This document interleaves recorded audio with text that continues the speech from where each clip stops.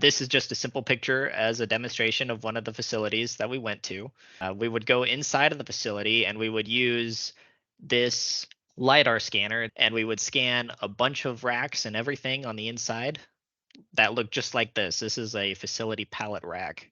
As an example of what the LiDAR would come out to look like, I have a example on GeoSlam's website themselves.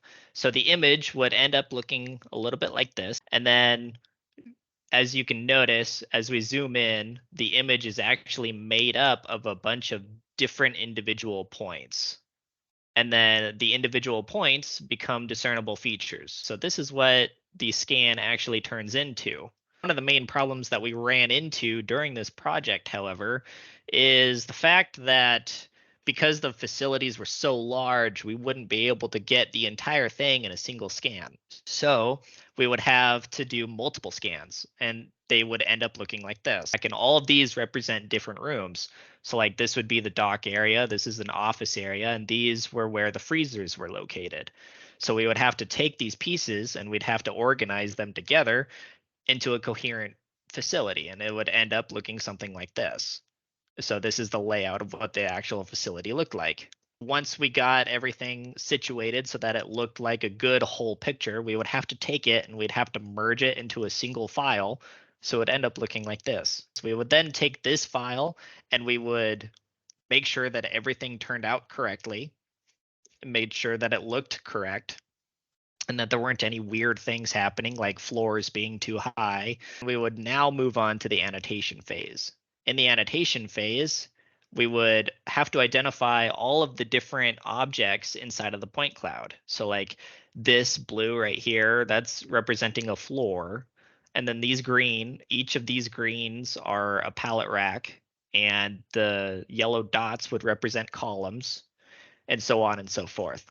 After we're done identifying everything, we would then take it and create a final blueprint. And this is what the final blueprint would look like. And this final blueprint is millimeter accurate to what the facility actually looks like. Because they were able to gain an accurate representation of the internal warehouse space, they were able to use it to maximize their capacity and improve their storage and throughput efficiency. Because it was so accurate, they were also able to identify anomalies within the warehouse space. So blast freezers, the goal is to push cold air into the room as fast as possible so that everything in it freezes all at the same time. We discovered that there was an anomaly inside of one of the blast freezers. So because of that anomaly, it wasn't freezing as fast as it should, and the food was starting to go bad. So because we were able to detect that anomaly, we were able to adjust the blast freezer and how the air circulated through the freezer in order to make sure that everything functioned as it should and that none of the food went bad. And then also something that they're going to be using our data set for is creating a starting point for future automation. Because we have these millimeter accurate representations of the facility, it is a lot easier to use this information in order to automate forklifts driving through and other things.